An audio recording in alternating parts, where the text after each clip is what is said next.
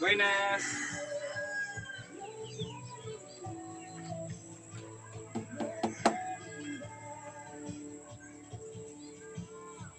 Tao po. Tao po.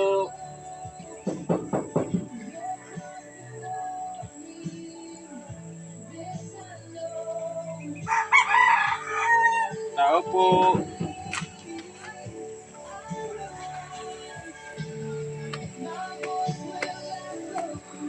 Lab. Ayo. Ayo, lab.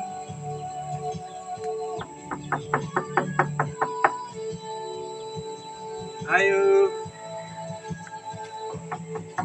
Lab. May hapon.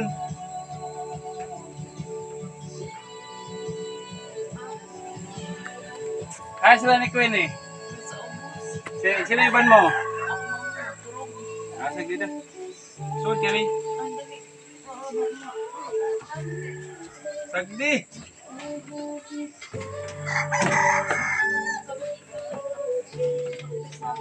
Oo, yadi ko an. Suot, dali, suot. Paki butang na kanyo to kanyo. Kan mamani. Oo. Kumusta ka mo di? Tapos pila ka mo nga di? Tulo.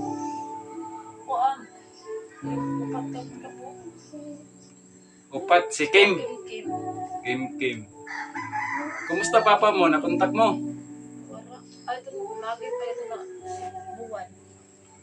Wala sa di rin siya kumontak sa inyo, di rin. Ano yung plano? Ipabaw sita. Kaya para masuportahan ka mo. Hindi rakan. Para tawagin siya sa DSWD tapos yung obligasyon niya sa mga anak niya sagutin niya kasi obligasyon niya tong kapatid mo. Tapos ikaw mag-aaral ka.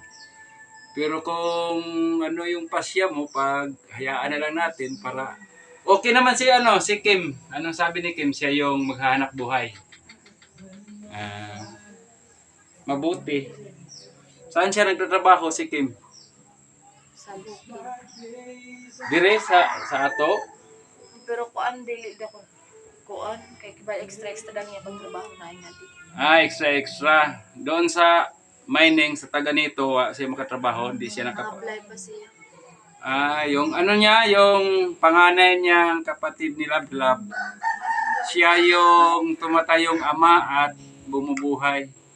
Ma'am Lani, ito pala yung ano natin, dati. Parang 1 year na yata to. 1 year na tayo nakabalik dito. Tapos, yung pag-aral mo, siya rin. Tabang mo ayun mga lumon sa kuan. Paano mga relative din ninyo? Paano yun? Pagka si Kim nagtatrabaho, kayo lang tatlo dito. Magano ka talaga dito. Yung i-check mo talaga na sirado lahat. Baka may mga akyat bahay ka, pumapasok. Mahirap, wala kang kasama dito. Kung wala pa sana tong mga maliliit mong kapatid, okay ka sana, doon ka kay Joy. Kaso lang, mayroon kang mga kapatid na mga maliliit. Sabi ko kasi, saan kaya natin to ibigay tong last na ano? Sabi ni Mrs. Doon tayo kay Lablab. Marami kayong bigas? Wala na. Sakto din to kasi mayroon din tong ano. Merong gatas, merong 4 na noodles, merong ano ka lang na ano yon kalamunggay. Para sila papuntahan pa kita doon ka Jay, baka sabi ko baka wala si Lablab doon sa Saka. Baka andun ka kay Joy, nag-extra ka. Mapapagod lang kami dito. Yun ang kalagayan nila. Ito yung mga ilang buwan na ba yung mama mo? Wala lang. Wala pa ng buwan. Nakakamiss ba pag walang ina? Oo, no? Parang isipin natin nga, sayang naman, no? Ganon din yung naranasan ko nung namatay ng nanay ko dati. Parang sa buhay pa yun, parang baliwala ko lang. Pero nang namatay yung mama ko, nakakamiss talaga, mahirap mawala ng ina. Sa isip-isip ko noon, mas mabuti pa yung ama ko yung namatay kaysa mama ko. Yun ang nasa isip ko nung maliit pa ako. Nako. Kaya siguro itong mga maliliit, di pa masyado tong namimiss nila. Pero pagkatulad sa inyo lang, ano talaga minsan, na-realize mo talaga yung kabutihan ng mama mo na. Pero okay naman, nakakatanggap naman kayo ng mga insurance. Mga ilang bangko yun ang nagbigay sa inyo? Duha. Okay naman yun. Nagamit-gamit yun naman. Oo. Pero siguro naubos lang din yun sa ano. Kasi siya din sa last vigil ni mama. Oo, yung mga last vigil, pagkain, paglibing, no? Nagpapakain kayo. Na ano ba yun? Napansin ba yun? Or kabot? Kabot na pero ito simintan sa otong adlaw. Sa lupa lang, sa lupa.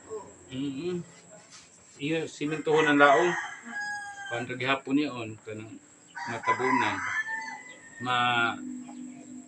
Masapawan lagi hapon. Yun, no? Ang lalaki ba to? Ang lalaki to, si JR. Ilang taon na ba to? O ilang grades to? Mag-school ba to? Baka matuloy yung sabi ni Ma'am Lani na magbigay kami ng mga school supply. Si JR yung una naming bibigyan. Kasi si JR wala na mga magulang. Mayroon ding ama niya, lumayas din nagparamdam hanggang ngayon. Pinagpalit sila sa yung bago niyang partner siguro. Pero ngayon dapat sana lumitaw sana siya. Mag-contact man lang sa mga bata kawawa. Grabe naman to si Junior Laher, shout out.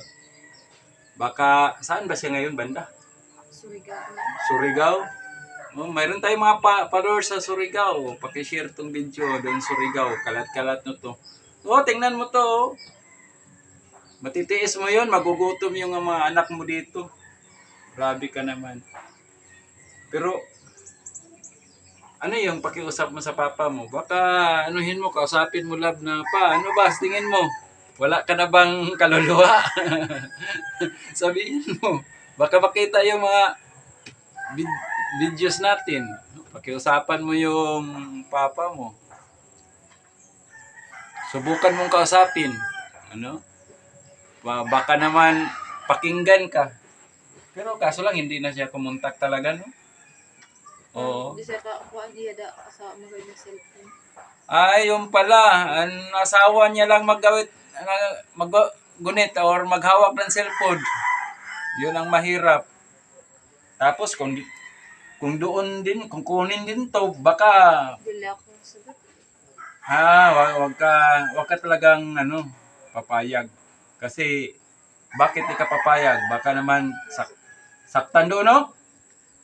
Nako, baka saktan lang daw doon. Hindi siya papayag na kukunin ng ama dahil may asawa yung iba, baka may mga anak din yun. Baka pagbubugbugin lang to ng mga doon. So bilang kapatid, si Lablab, ay tama lang din nga hindi ibigay yung itong mga kapatid na to. Kasi walang kasiguruan doon. Baka saktan.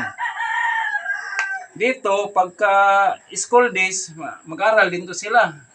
Tapos, kita-kita na lang kayo dito pag tanghali. Ganon. Magsaing na lang. Survival na lang talaga. Ganito yung buhay nila dito, mga Team Lani Wonder Woman, no? So, salamat pala sa mga sumusuporta kay Ate Lani. Yung mga tulong nyo, napupunta yan dito sa mga kababayan ko dito na katulad dito. No, dati, okay naman buhay nila. Andun yung ama, ina. Nagloko yung ama, lumayas. Naghanap ng ibang girl. Tapos yung ina niya, na-stress, na-depress. Hanggang sa namatay, sila na lang. Walang iwanan sila, walang iwanan. Kawawa naman.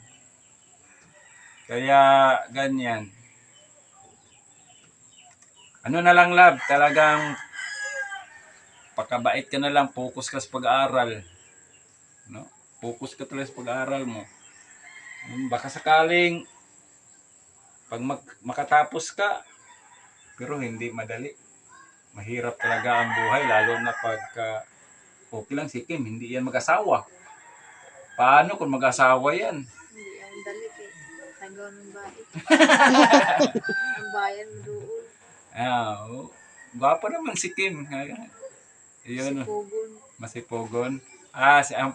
Sabi niya, yung kapatid niya, hindi talaga yan mag-asawa ng madali kasi nahihiya sa babae. Kasi sabi ko, paano kung mag-asawa yung kapatid niya? Yung kapatid niya, yun ang bumubuhay sa kanilang tatlo.